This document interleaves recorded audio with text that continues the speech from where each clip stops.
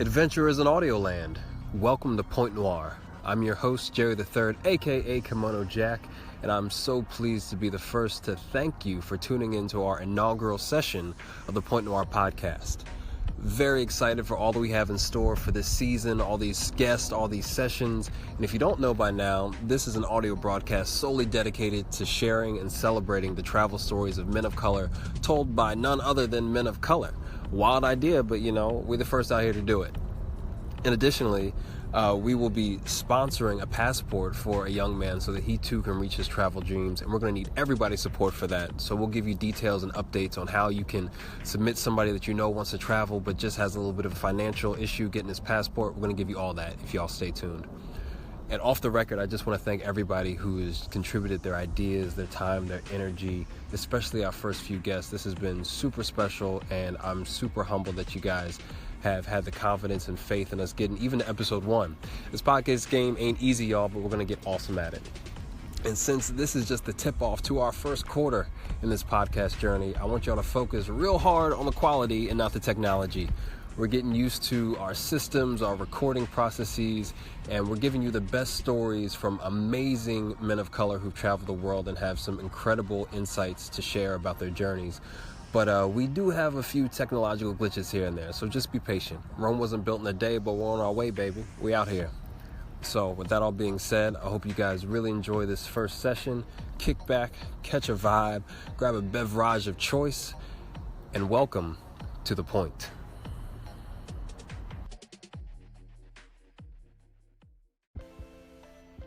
Our guest joining us today goes by the name of Urban Dan. You can find him on Instagram at Urban, U-R-B-A-N, Dan, D-A-N. And we're honored to have him share his experiences in Colombia, Spain, as well as his unique trip to Hawaii early in his traveling journey. For all of our listeners out there, I do have to warn you in advance, this being one of our earlier recordings, we did experience some technical difficulties. However, you'll find the transition smooth and the content rich as ever. Without further ado, here's Urban Dan.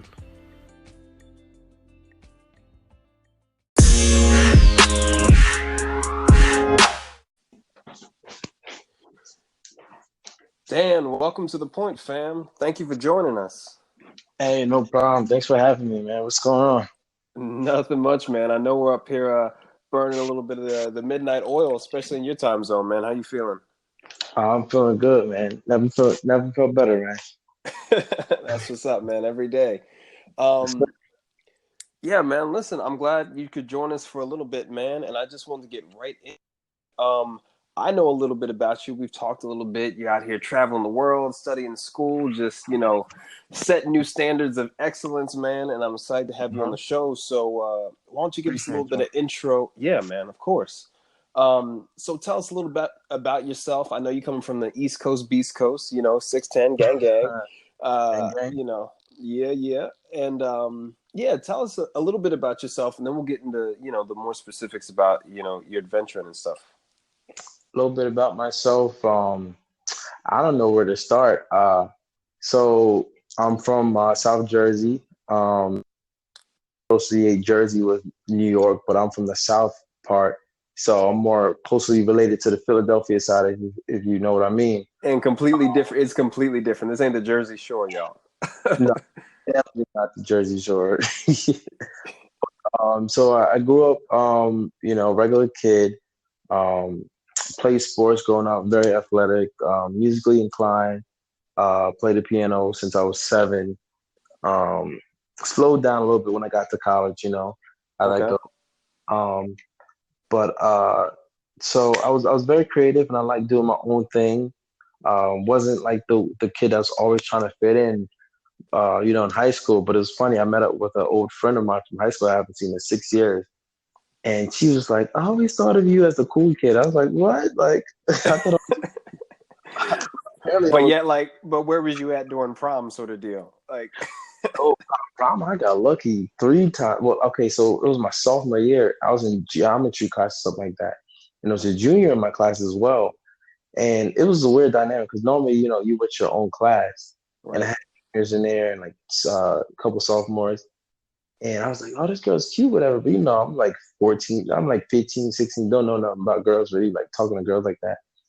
and it was like coming up on prom. I didn't even know what the hell prom was. Excuse my language at the time. Yeah. And oh, do you want to go to prom with me? I was like, what? So like the whole prom thing was smooth like ever since sophomore year. So and then junior year, I asked out a girl, and then she flaked on me last minute, and I was like, but that same day I got another girl. So I mean, I was always straight with prom. I feel you on that, but what I was saying was sometimes you meet, those people from high school who thought you was cool but didn't say nothing while you was in high school. You know what I mean? Exactly. And then they see you, on the come up 5, 6 later, years later, like you're saying, it's like, well, I could have used some of that positive feedback, when I was going through my thing back in the day. But you know what? I mean, not to get too personal, but I had a lot of like negative um reinforcements, if you will, like growing up in my household, Okay. and I was able to take that and kind of like mold that into the person that I'm trying to become now. Like, oh, Okay. you won't go to college, you won't be this, you'll be just like your dad, blah, blah, blah, this and that. A lot of people kind of take that and run with it and make excuses and say, see, I was treated like this, or I didn't have this growing up, or I blah, blah, blah. So that's why I'm like this. But, I had a different approach to it. But I'm still learning. I'm still working through the kinks right now, going through school, working. I mean, at one point I was working like 3 jobs. Like I limited it down to two now. Hmm. And so, you know what I'm saying? So hopefully, you know, um, people listening out there don't let those negative reinforcements like bring them down because it's easy to let that happen. You know what I'm saying? You just gotta find that motivation and not just prove other people wrong, but prove to yourself that you're much better than what other people see in you. You know what I'm saying? Yeah, man. Yeah, dude, I love that. And I resonate with that a little bit. And also, prove to yourself that it's just perspective from others who not in your shoes. So, like vibing off that, how do you go from having to deal with some of those negative, influences to traveling halfway across the world, man? I see you in Southeast Asia. You talked about hitting the islands. Like, how did you make that transition? What attracted you to travel and especially international travel? Um, Yep, I'm still here. Sorry, I'm having some technical difficulty. All good, all good. We gonna cook. We gonna cook. Okay, hold on. Can you hear me? Yep, I can hear you. I can hear you. All right, better. Um, you were saying what kind of? I'm sorry, I didn't get your question all the way because my headphone cut out again, but I switched to another one. Okay, bet. No, I was saying, with dealing with some of those negative influences, how did you, what attracted you to international travel to want to go to different places with different languages and foods and cultures? Like, what was the turning point for you to say, you know what, I can do this and I'm going to do this? Okay, so one, I was blessed to be able to like be in different activities, like going like being in different sports, different clubs, and associate with different types of people. Coming from a diverse neighborhood, definitely had me more optimistic than someone who just was in their own neighborhood, own city, same with the same people all the time. Hmm. So my junior year, I was blessed with the opportunity to go travel abroad to Spain through school. It's like an exchange program type thing. We went there for 2 weeks, stayed a week in the city and a week with a family host. Okay. And that when I was able to do that, I didn't know the significance of me traveling to another world. I was just like, okay, I'm just going to somewhere in Europe that I know nothing about because I'm only Right. 16 years old. And I just had the time of my life, and I just seen the culture and how things were so different. Not different as far as like, oh, it's a whole nother alien like species that I'm coming across, but like just the way how their day-to-day activities, the culture, the architecture, which definitely really inspired me. The people and like even the people my age, how responsible they were, and how I would see a lot of them. They would go to school, come back, do their homework right away. But then on the week and the nighttime on the weekend, they was able to turn up like with no problem. It wasn't like, oh mom, can I go out? Like it was almost expected of them to like do what they had to do, and then they had the liberty to do what they want. They can drink. at like 16, 17 out there, go to clubs, bar hop. That was the first time me ever going bar hopping and like drinking and doing all this type of stuff and getting home at 7 a.m. You know, by the time I close my eyes, the sun is up. So, and that was a Yeah. different experience for me, you know. Yeah, I mean it's definitely different than South Jersey. In some areas they got curfew. I know that to be a fact. Hmm. Um, yeah, and it's funny you would mention. Were you in Spanish class when you did this exchange? Right. Yeah, I was in a Spanish class. The teacher um, called me botas because we had to give which is was boot in Spanish for those who don't know. Okay. And each and every one of us in the class had to come up with a name. And I partnered up with one of my boys. I was like, all right, how about this? How about you be uh, a Dora or a Swiper or something from that? We was thinking of that Dora show, Dora the Explorer. Yeah, Dora the Explorer. Yeah. And I was supposed to be Boots and he was supposed to be Swiper or something like that, but he never went along with it. So You just got left being Boots. I got left being Boots, which is Botas, and then my last name is Young. And she was the first one who made me a Gmail account. This is back in like 2010. Hmm. Botas Holman. That's what she still calls me to this day when I run into her at the hometown. But yeah, that was through my Spanish class, and it was just an amazing time, man. Like the culture there. I mean, there's things that you don't like, and there's things that you see in the culture where you come back, okay, I appreciate that. You know what I'm saying? And then there's things that's just like, well, we could be doing this a little bit differently, you know? And Right. give me a Right. different perspective on how life is and, how one-sided we can be. And like, everyone has this pride. Like, it's good to have pride, but everyone's like, oh, America's a great country and everything's great, everything's this. When there's a lot of flaws in a society, just like with anyone else, where Hmm. everyone, I'm sorry, just like everywhere else, where I feel like if everyone was able to implement the culture is a little bit better and not only that but understand other culture and see why they do the things that they do, then maybe a lot of places can become more relatable to us. Yeah, man, and that's the point that I can definitely second, and that resonates Hmm. with me. Early on, I saw travel as an opportunity to gain perspective, not necessarily on what's right or what's wrong, but what's different, so that you can kind of be in position of control to say, okay, well, I like this. I'll take a little bit of that. I don't need so much of that over here, And when you think about, being an expat, maybe professionally even, you can really pick the country that has the culture and the values that work for you. But you gotta be willing to jump out there first. So that's a really good point. I think a lot of people, I think a lot of the listeners can see some value in that. It's like, yo, this ain't the only country on the planet, and even if mom's is here, you can visit her or you can fly her out wherever you want to go. Right. It's funny how you mentioned, you find in that one country that kind of like fits your bill. And it's crazy though, because I actually had that experience. It's kind of naive and kind of like premature, but I've had that experience already where I've been to this one place. I'm just like, yo, this is my home. Like, Right. and like, and it sucks though, because it doesn't suck, but it's like, I want to go back there so bad, but there's other places that I want to explore and travel and see. But I got all these people that I met there and like love the culture, the weather's there, people are beautiful. You know what I'm saying? And it's just like, I want to experience everything first. You know what I'm saying? But you can get attached to certain places. You know what I'm saying? Oh, for sure, man. It's yeah, I got a couple places in mind already. We might rap about it later, but Yeah, I definitely know how that is. So yes, sir. from jumping on this trip to Spain, and it's funny you mentioned that because my first trip internationally was also around the same age, except in French class, and I later Okay. ended up in Paris. But Hey. so how did you go from Spain to? So let's talk about your next big trip because I know I definitely want to hear about your time in Southeast Asia. Hmm. Well, that was my most recent one. Okay. Uh-huh. But my next big trip, oh shoot. I mean, I've traveled actually a lot in the States. Okay.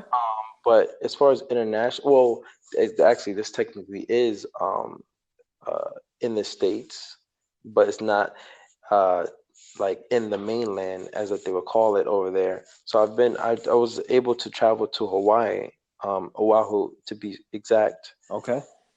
And that was actually this was like before I was like, okay, I always knew I wanted to travel, but like this is the point where I'm just like, okay, like I can really see myself doing this because since then I didn't really travel much, I guess overseas, if you will.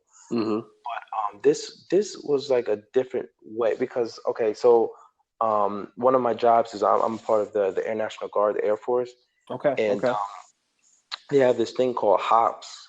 They for short, it's like this thing where active duty members, not only active duty members, if you have orders to fly to a different country or a different state or whatever, you have priority on the plane. But sometimes there's open seats, Right. and what happens is that you can just hop on it that same day if they have openings. But the downside is to that the game is that you never know when they're going to plan a trip. It's not like, oh, next July we're going such and such this time. It's like every flight is changing within 72 hours. Mm-hmm. Uh, and I was working on base all summer, um, and I was just like, man, I need a break. You know what I'm saying? I was like, I need to try. I was like, what's the furthest? Because at that point, it's funny that we mentioned before the whole passport thing. At that point, my passport wasn't up. I had one, but it wasn't updated.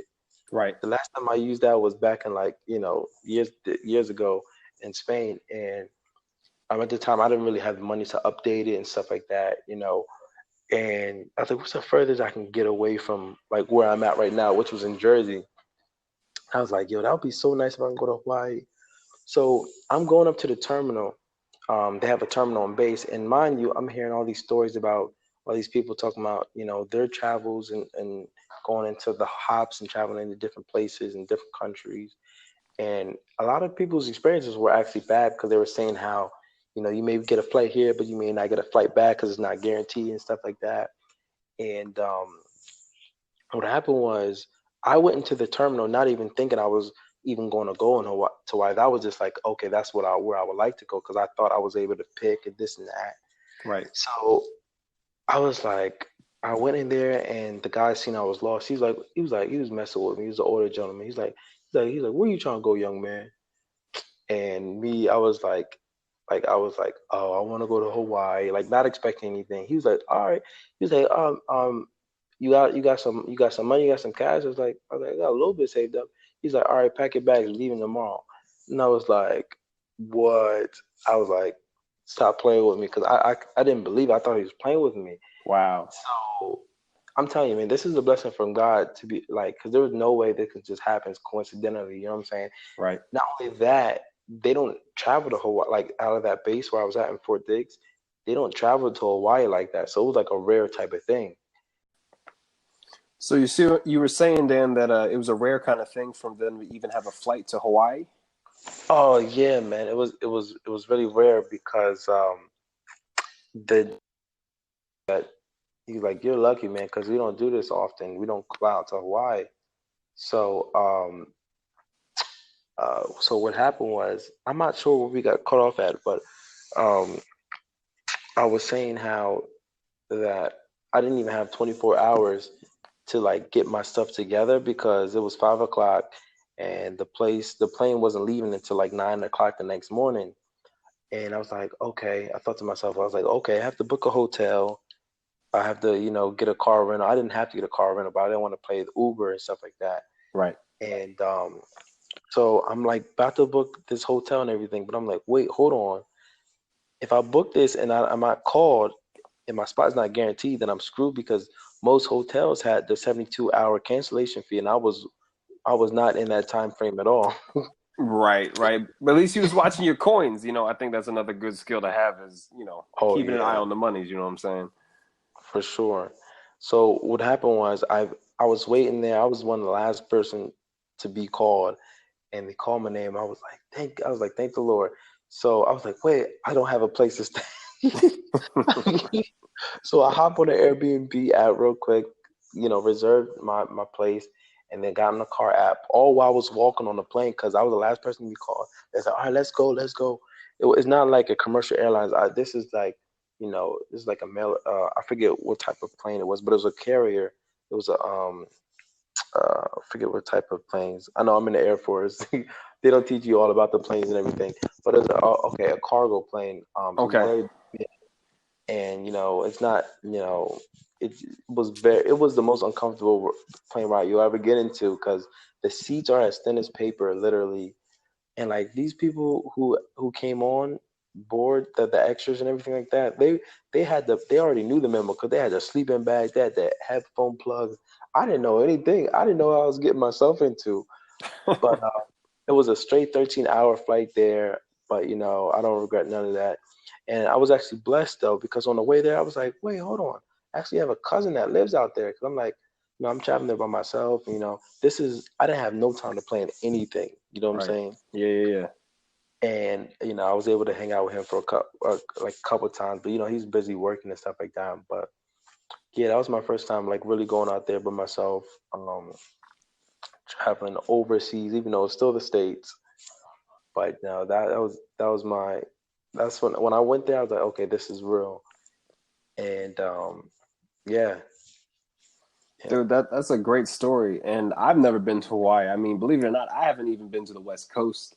Um, okay, but I think there's a lot of value in exploring the states because as you go oh to yeah, other countries, especially in Europe, where the United States is so much bigger than Europe, and hmm, essentially we have states the size of other people's entire countries. So right, I mean, you really understand how massive and how much there is to really discover and explore. And actually, on one of our upcoming episodes, we have a brother that all he does is explore the states and different mm, parks and the outdoors and nature. I think is so cool. So that'll definitely be an episode to check out. But I mean, there's tons of nice, stuff to do in the states. A lot of variety. I mean, it's oh yeah, when you get outside of the states, you realize just how wild the United States of America really is as a country. hmm, Just it is, it's ridiculous. Um, yeah, Most countries are just like a desert or just a tropical place, or they have four seasons. No, we got it all. It's a goodie bag of climates and environments. for Um, sure. so Hawaii, you kicked it out there. Hmm. Okay, so let's talk about this overseas trip to Asia because, like I told you, I was reading some of your Okay. captions. It sounded like you had some profound moments. Tell me how you decided to kind of get out there, and how have these trips in total, changed your perspective or added to, just you building you as a person. I love that you're continuing to develop and progress, but I really want you to spend a few minutes speaking on that through these Okay. trips. Well, okay. I know you want to talk about the South Asia trip, Yeah, but bro, because before I haven't that, been. I need to know where's the good okay, food at. right, right. But if you want to know what really inspired me in my travel it was actually when I went to Colombia in the wintertime. Okay. That's where I was really inspired by how like inviting and warm the people are. Because when I was telling people I was going and everything by myself and everything, it's like, oh, it's so dangerous. Like you're gonna get kidnapped, you're gonna get this and that, and blah blah. I'm just like, I live in Camden. I'm like, if anything, I'm worried just to walk down the street to get to my place, and you know what I'm saying. I'm not gonna be worried about traveling to a different country. I'm not, you know what I'm saying. And Absolutely, because I'm from the area, and mhm, yeah, I know of, I know enough about Camden. But yeah. actually, real quick, since you mentioned Colombia and you've mentioned Mhm. this is the second Spanish-speaking country that you've mentioned, how is your Hmm. Spanish? Just so I You know know. what? My Spanish is good enough. I, That's the correct answer, my guy. That is the absolute correct answer. I say that because I was able to go to Medellin, Colombia, Okay. which I'm telling you, 90% of the people don't speak English at all. Yeah. And I was there for a good like 14, 15 days before I even met someone who actually spoke fluent English. So I was good. I mean, and I've always been in Spanish class, and but how they teach language here and how they teach language in other countries is a different level. Where they only really teach you how to say like 1 through 10, the colors, and like how to say from January to December and the months and stuff like that. You know what I'm Right. saying? They don't really teach you how to like dialogue and have conversations. But the thing was, since I've always had like Latin friends here and there growing up and always trying to learn the language, I developed a good amount of vocabulary where I speak like broken Spanish where like people could understand me enough. I just can't have an intelligent conversation. about politics. You know what I'm saying? Right, right. I mean, but that's a huge jump too. I mean, especially going back to what you said earlier about having, just maybe not the most positive influences in your Mhm. immediate area when you were growing up. I mean, Right. you got on a plane, man. You traveled, you started picking up a language. These are things that people fear with like Mm, all of their lives, and you've it's true. accomplished those things. So, I mean, shout out to you for making it work. But yeah, speaking Appreciate well you, man. enough is, listen, it works. It works when it needs to. Trust me, it does. Um, but you know what? We're very blessed to be to let me rephrase it. We're blessed to know English. You know what I'm saying? Because that makes traveling easier for a lot of us. Um, just going to Southeast Asia, where most of them speak English, because a lot of their countries depend on travel, and a lot of Europeans, you'll meet speak English, and Hmm. Or at least um, understand it. at least understand it. You know what I'm saying? Where but yeah, so that's we already have that advantage going for us.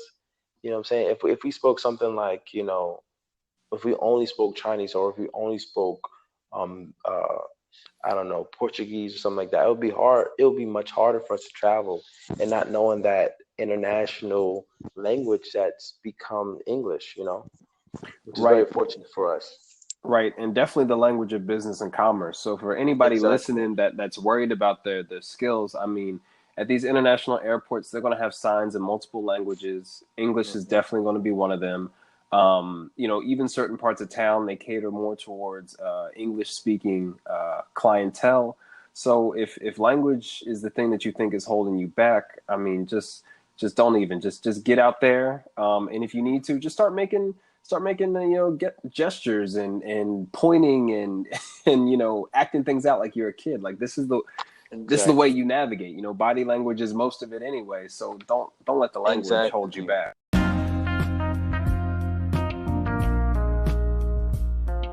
What's up, everybody? Kimono Jack back here again. No need for alarm, just a quick pause for the cause and a great opportunity to refill that refreshing beverage of choice. So while you're headed to the kitchen or to the cabinet, wanted to let you all know that if you're in the travel or entrepreneurship space and you need a keynote speaker, a guest for your own broadcast, or if you're trying to create your own movement via podcasting, drop me a line. KimonoJack@pointnoirshow.com. Would love to connect with you quickly over a call, see the needs for your event, and also hear about the movement you're trying to create, because there's so much opportunity in podcasting and you'll continue to see new and varied shows in 2019. But podcasting is its own skill and there are plenty of places to get hung up. So I just want to talk to you really quickly and see how I can help you get unstuck using my experience and how I've been able to bring the show to success to this point and see you thrive on your own. So would love to be a part of your event, would love to be a part of your story as you create the next podcast masterpiece. Hit me up, KimonoJack@pointnoirshow.com. And by this point, you should have refilled your glass, you heavy-handed pour you. I see you out there. Nobody loves a cold couch cushion, so hurry back to that cozy spot. If you're ready, the show is ready for you, and we're going to jump back into the session.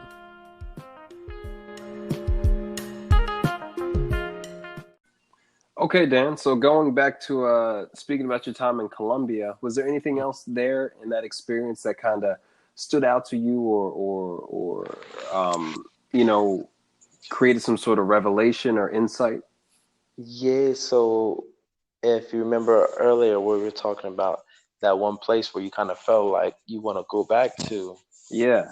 That's that's the place I was speaking on.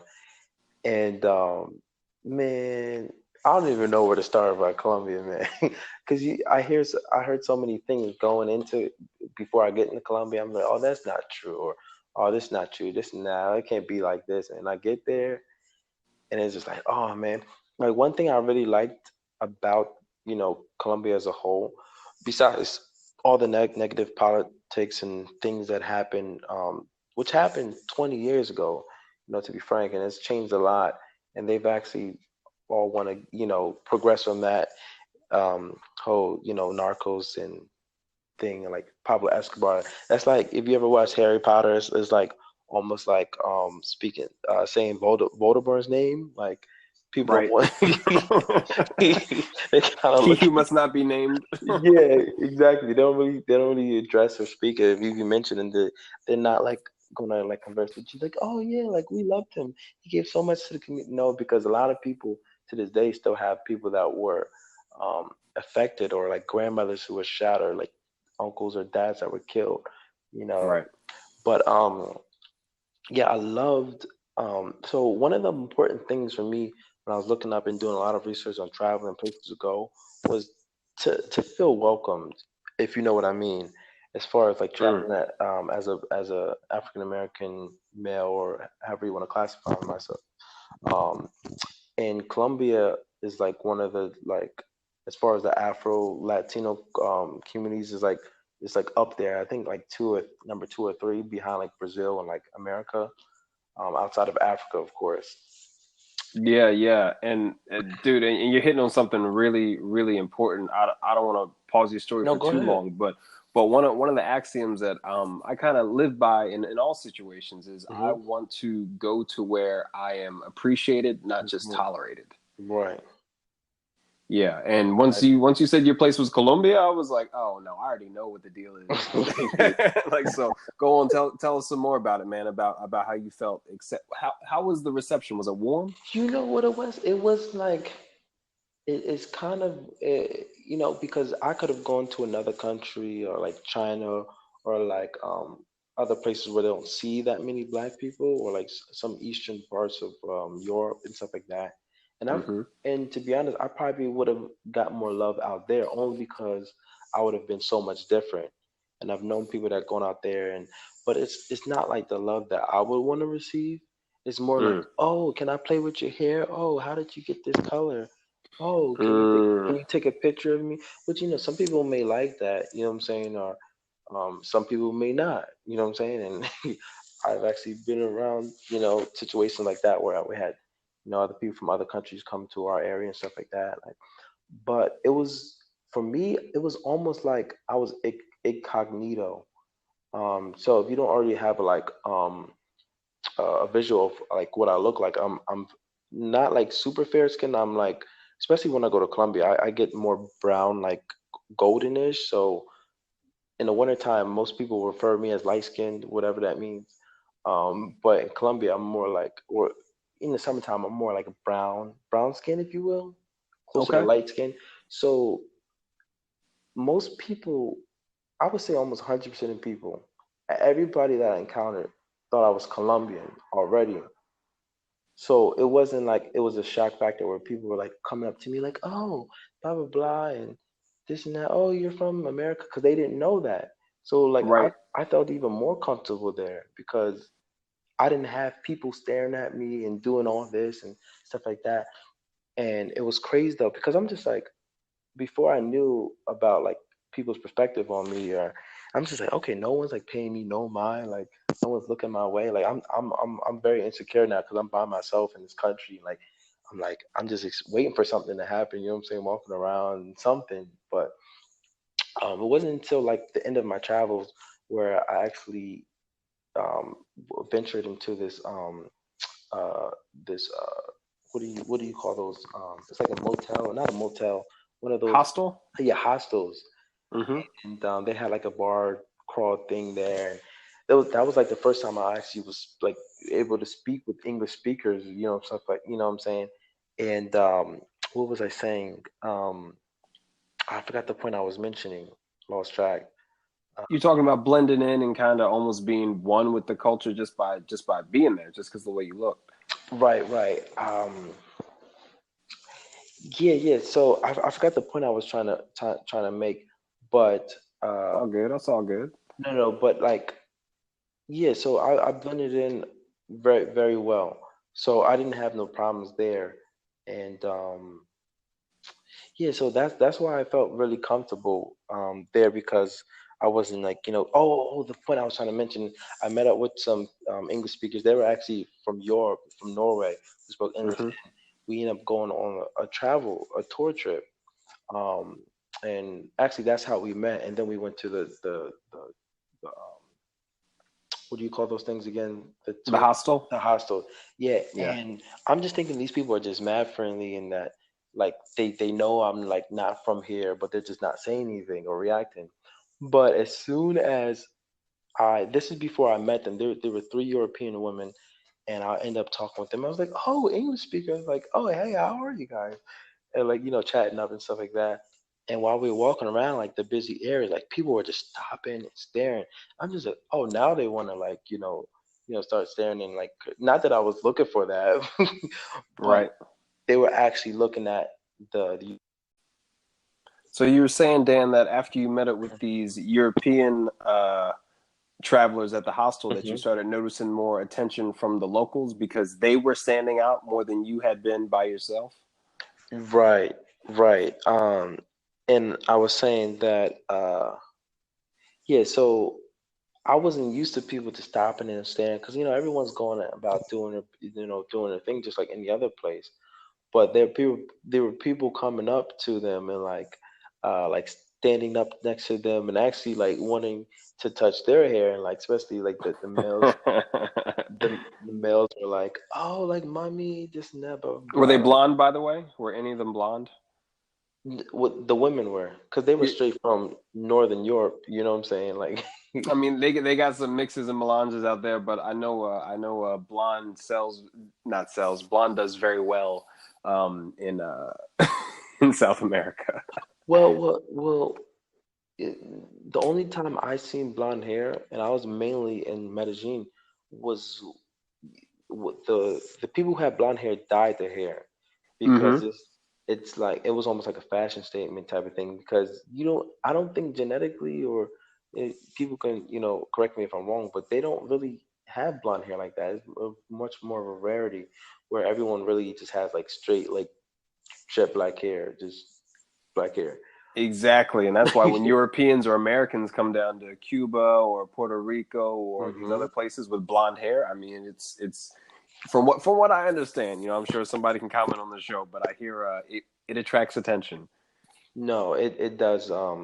It's actually like that almost everywhere else in the world besides Europe or America, because that's having blue eyes, blonde hair, and tall.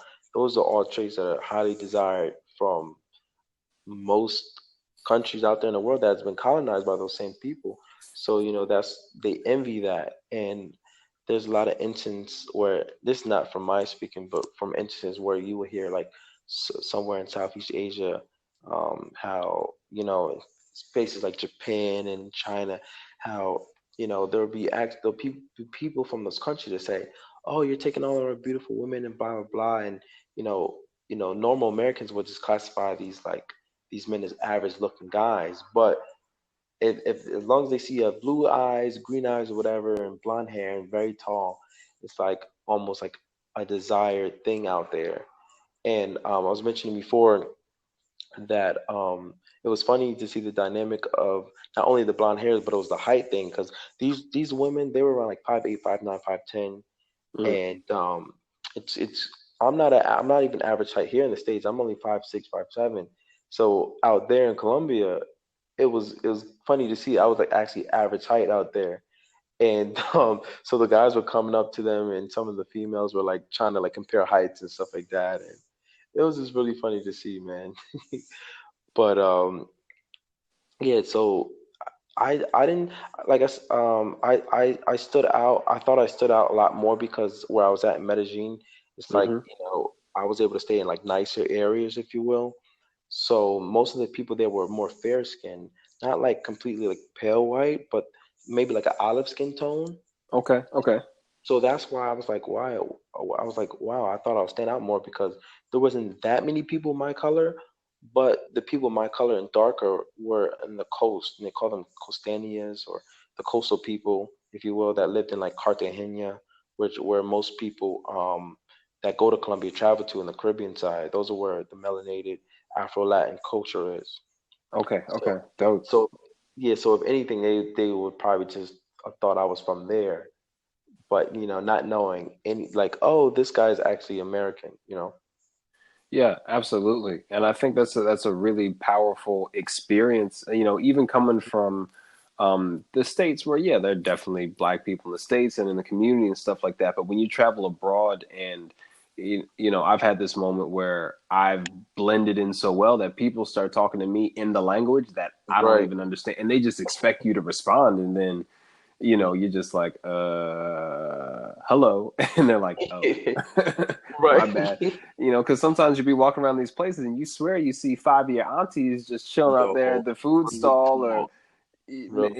it's wild. It be like that. Real talk. Yeah, you'd be like, oh, what's TT doing out here? Like, oh, yo, that's my cousin. And it's, you know, they're your cousin in that global, you know, one love, one world sort of sense. But Yeah.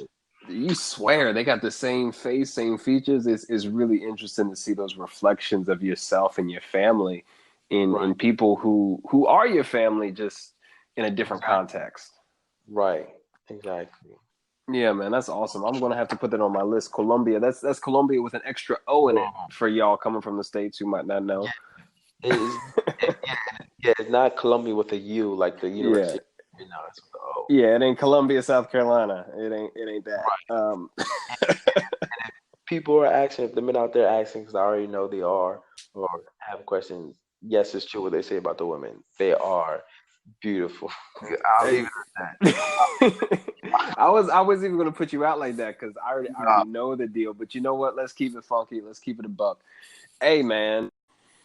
Okay, Dan. So we're back on the call, and the aesthetics of the Colombian women aside, what what sort of advice would you share with somebody who's interested in traveling the way you have, in terms of getting Okay. started? You know, we've talked about language, we talked about negative influences. You know, what would be the one Mhm. thing that you kind of encourage somebody with to, you know, as a reason to even set out in the first place?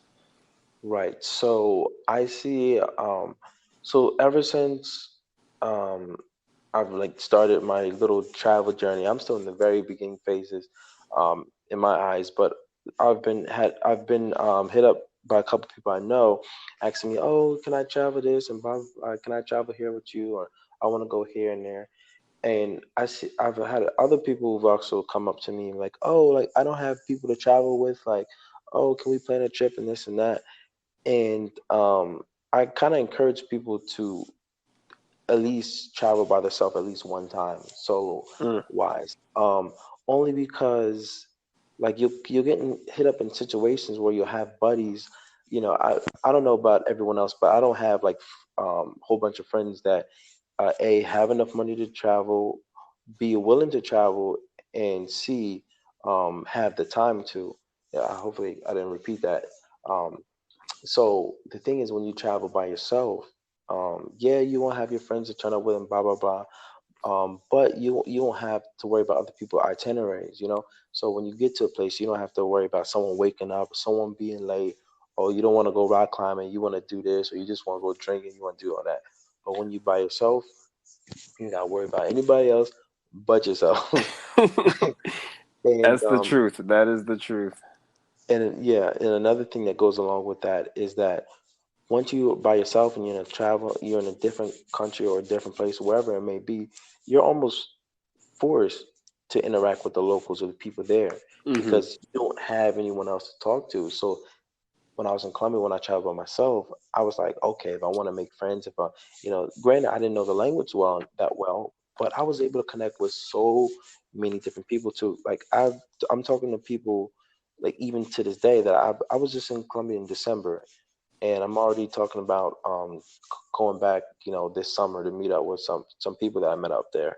Um, so I would encourage you to do that. And right now, I mean, you know, I'm about to finish school, so you know, I have people who, you know, graduated, you know, before me, who, you know, have the 9 to 5, you know, have engineering jobs and all this stuff like that. But at the end of the day, they can only travel once a year. You know, they get their 2 weeks and stuff like that, and that's it. Right. Where right now I'm working on trying to start my business, and you know, that'll be for another talk of, you know, we have time for that, to where I can be flexible enough to do that. And you know, you know, I'm working multiple jobs here and there, but I have, you know, jobs where I can, you know, I'm a little bit flexible. I can do this and do that. here and there. So I'm blessed with that.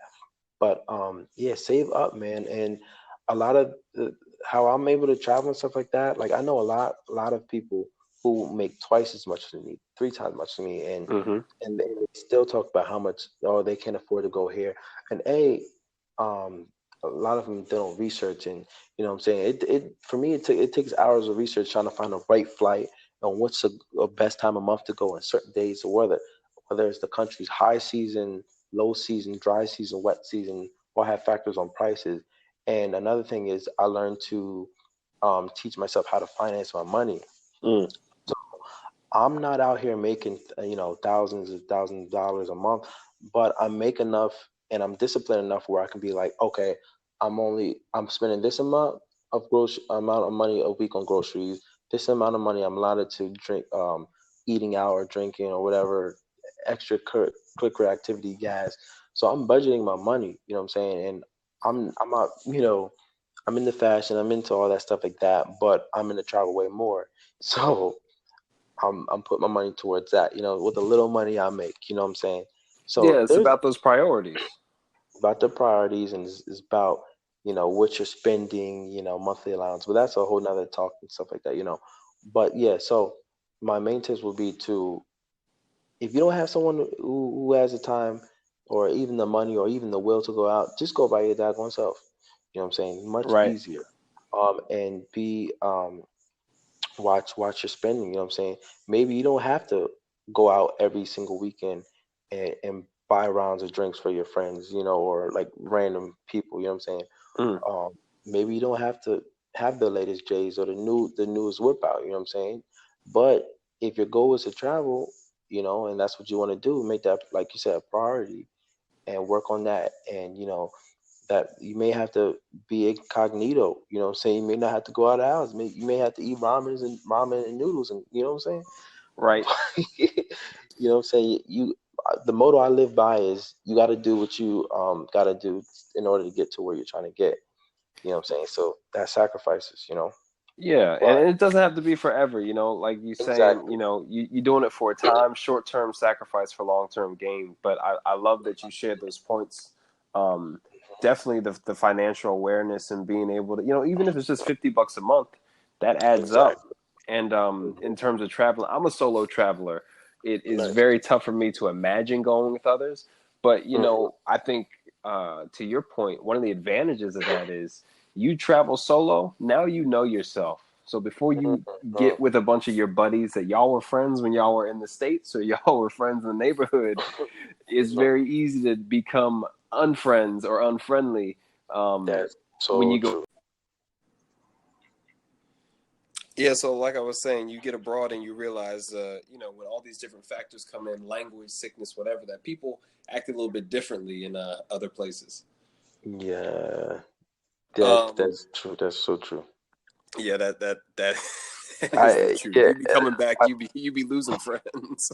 Yeah, and I've had one experience with that. You see a whole another side of a person. You know what I'm saying? Yeah. Yeah, man. Well, dude, I appreciate you hanging out with us at the point, man. Hmm. And yeah, like we out here. It's late, but we getting it done. I definitely appreciate the time.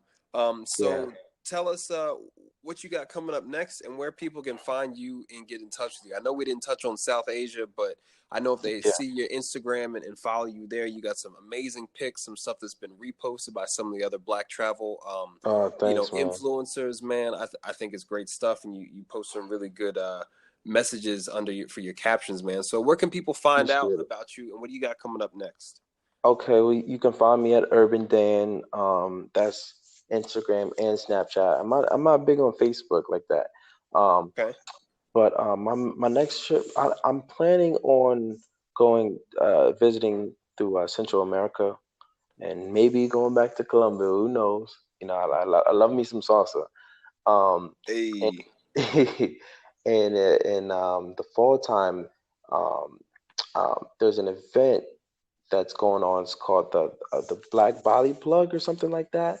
Okay. The person who's running it, I've connected to when I was in Bali, and we're just getting a whole bunch of people who's trying to get into this travel game and content and business ideas and stuff like that. So if anyone has any um, needs any more information on that, you can contact me. It's going to be like some of the biggest people and biggest names out there in Black travel who are all going to meet up for a week at the end of, I think it's the end of October or somewhere in the fall time to November or something like that. So yeah, those are the moves I'm trying to make, and right now as we speak, I'm trying to save up each and more every day. You know what I'm saying? I'm not one of those who can just, you know, travel on it, and not have to worry about expenses. You know what I'm saying? So I know what y'all going through, what y'all need to go, what y'all going to go through. So yeah, any questions you can contact me at Urban Dan. That's URBANDAN. Okay. Bet, man. Appreciate that. I didn't even know about the Bali thing. Like, hey, you know what I Yeah. said about group travel just now? I just might happen to be there. Sure. But we'll work it out. We'll work out those details. But dude, thanks again for everything that you gave and For shared with having me. everybody. Yeah. We'll make sure to have your specific contact on the show notes so people can follow up with you, ask questions. I think if they're on the Anchor app, they can even call in and ask questions. But dude, thank you so much for hanging out at the point with us, man. We appreciate you. Wish you safe travels, positive vibes, man. This is the chill spot, man. So come back anytime. All right. I'll holler at you, man. All right, man. Peace. Peace.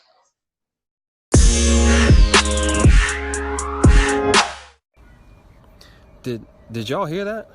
Yeah, that's right. Bringing it over the goal line, scoring for the home team is Urban Dan, closing out session 1 strong for the culture. Clap it up 2 times for my man.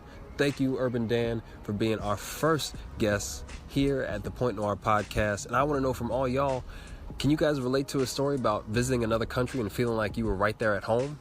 If so, when's the kickback? I'm trying to have kickbacks all across the world. Hit me up, Instagram and Twitter, at Jerry_the3rd. Listen, we're super excited to bring you this podcast. I think it's something special. I think y'all are going to love it, but I need to know. I need to hear from y'all. So leave claps on Anchor, leave us a review, leave us a rating on the iTunes podcast app. And until the next time, thanks for hanging out at the Point Noir.